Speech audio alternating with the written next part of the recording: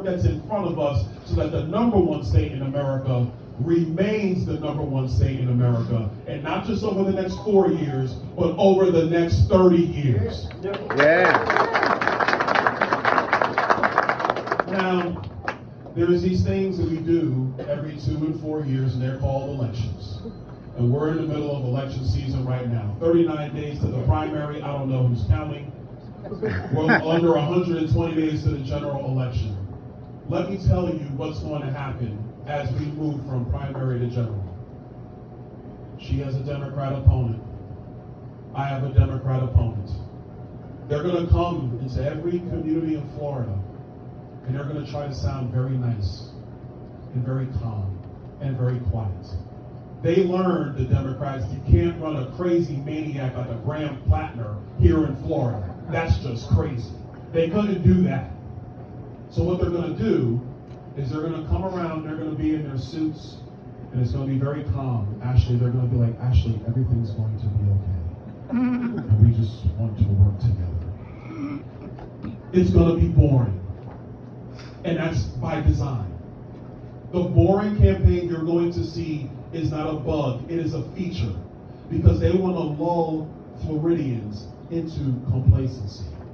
The Democrats want you to think that the standard that has become Florida will not change if they somehow win. Let me tell you right now, that is a Trojan horse for destroying the greatest state in all of America. It is a Trojan horse, and we got to be ready as Republicans. And we've seen this dance before. In Arizona 4 years ago, Katie Hobbs was running for governor, and she had a very mild-mannered campaign. She didn't say a lot. She talked very softly like this, and you could barely hear the words coming out.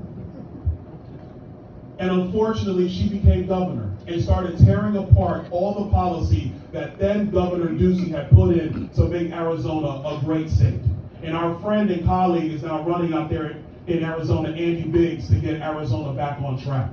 We saw it last year in the Commonwealth of Virginia. Abigail Spanberger, another one of our colleagues, a true radical, voted for all the radical policy Nancy Pelosi put in front of her. And then when she campaigned, she was very calm in her white suit. You see her suit? It was a white suit. Nice suit, by the way. It was a very nice suit. And she was calm, and she would give a little wry smile. And she would tell people it was going to be okay. And what have we seen in the Commonwealth of Virginia? Ripping out every great policy that Glenn Youngkin brought to the Commonwealth. She just signed legislation to invalidate the Electoral College in the Commonwealth of Virginia.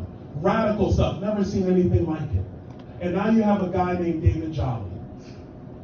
He was a Republican, an independent, a Democrat. We're around the same age. I have no idea how you move through 3 parties in like 4 years. This is the craziest. This guy thinks he's a college athlete transferring to school trying to get playing time. This is the craziest thing I've ever seen in my life. Well, yeah, we gotta work on it. Never seen anything like this guy. And now he's running around talking about, we are going to take care of insurance. No, his policy is socialism. It's radical. It will put the burden on the state of Florida and drop the burden on the head of every business owner and every family in the state of Florida. We do not embrace socialism in our state. We embrace opportunity and merit and freedom and capitalism. That is why we're the free state of Florida. And this November, with your help, we are going to remain the free state of Florida. So, ladies and gentlemen, over the next 120 days, buckle up, Beth. We might roll back through here and get a burger because we're going to need to take a beat. Lots of burgers. Some people in here might want a beer or something else. We're going to get a burger. We're going to hang out, have a good time, and get right back out because it's about contacting the people of Florida, getting out the vote, making sure they know every election matters. Every election is critical because this is a republic if you can keep it. So we are going to work hard. We're going to be all over the state. This is event number 1, but we're not going to stop. We're not going to rest. Florida's the best. We're going to remain free. God bless you guys. God bless Florida, and God bless the United States of America.